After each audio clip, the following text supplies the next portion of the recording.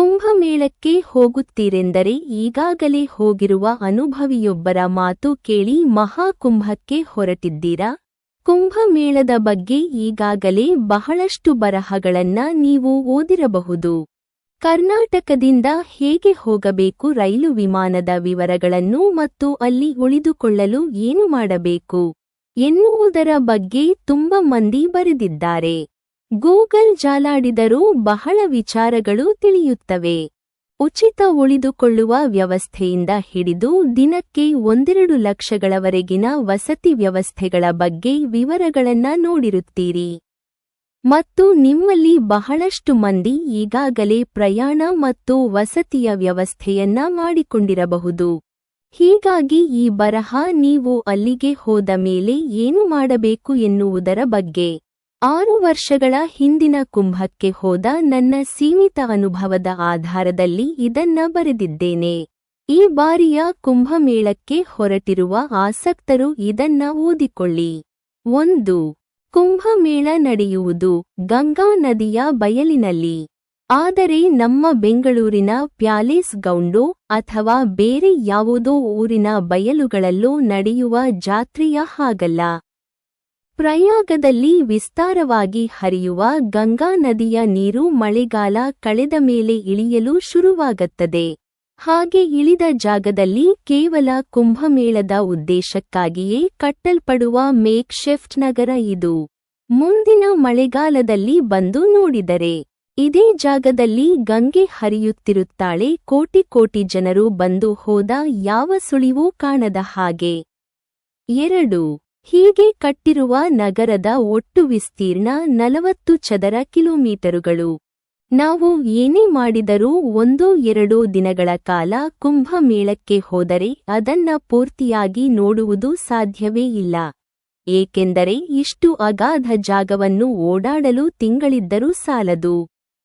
ಗಂಗೆಯ ಮಣ್ಣಿನ ಮೇಲೆ ಸುಮ್ಮನೆ ಟೆಂಪರರಿಯಾಗಿ ಕಬ್ಬಿಣದ ಪಟ್ಟಿಗಳನ್ನ ಹೊಡೆದು ಮಾಡಿರೋ ರಸ್ತೆಯೇ ಈ ಸಲ ಸುಮಾರು 400 ಕಿಲೋಮೀಟರ್ ಇದೆಯಂತೆ.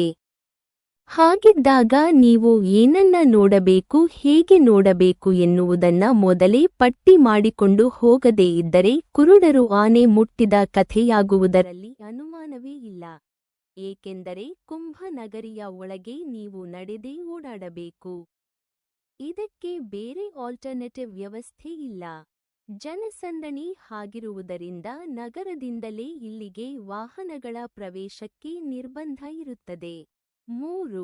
ಇಲ್ಲಿ ಮೊದಲಿಗೆ ಅರ್ಥ ಮಾಡಿಕೊಳ್ಳಬೇಕಿರುವುದು ಸೆಕ್ಟರ್ಗಳ ಬಗ್ಗೆ. ಗಂಗೆಯ ಘಾಟುಗಳ ಸುತ್ತಮುತ್ತ ಕಟ್ಟಿರುವ ಈ ಕುಂಭನಗರದಲ್ಲಿ ಈ ಬಾರಿ ಒಟ್ಟು 25 ಸೆಕ್ಟರುಗಳು ಇದ್ದಾವೆ. ಈ ಸೆಕ್ಟರ್ಗಳು ಎಲ್ಲಿವೆ ಮತ್ತು ಅವುಗಳು ಯಾವ ಏರಿಯಾದಲ್ಲಿ ಇದಾವೆ ಎನ್ನುವುದನ್ನ ತಿಳಿದುಕೊಳ್ಳುವುದು ಬಹಳ ಮುಖ್ಯ ವಿಷಯ. ಭಾಗ 3.11. ಕೇಂದ್ರ ಸರಕಾರ ಮಹಾಕುಂಭಕ್ಕೆ ಬರುವ ಜನರಿಗಾಗಿ ಮೊಬೈಲ್ ಅಪ್ಲಿಕೇಶನ್ ತಯಾರಿಸಿದೆ. ಮಹಾಕುಂಭ್ ಮೇಳ 2025 ಅಪ್ಲಿಕೇಶನ್ನಲ್ಲಿ ಕುಂಭಮೇಳದ ಕುರಿತ ಬಹಳಷ್ಟು ಮಾಹಿತಿಗಳಿವೆ. 12.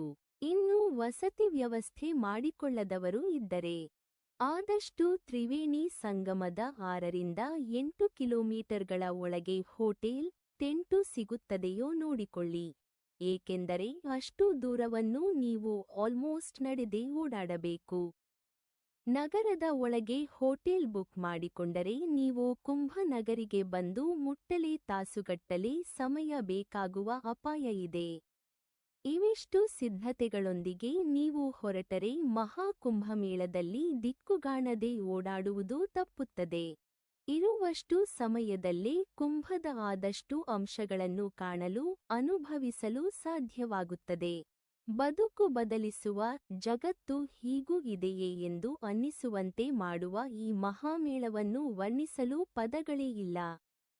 ಇಂತಹ ಕುಂಭಮೇಳದ ಸಂಭ್ರಮದಲ್ಲಿ ನಿಮ್ಮನ್ನ ನೀವು ಕಂಡುಕೊಳ್ಳುವಂತಾಗಲಿ.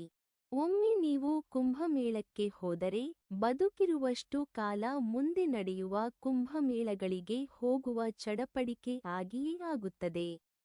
ಆ ಸೆಳೆತವೇ ಅಂಥದ್ದು. ಶುಭವಾಗಲಿ. ಹರ ಹರ ಮಹಾದೇವ್.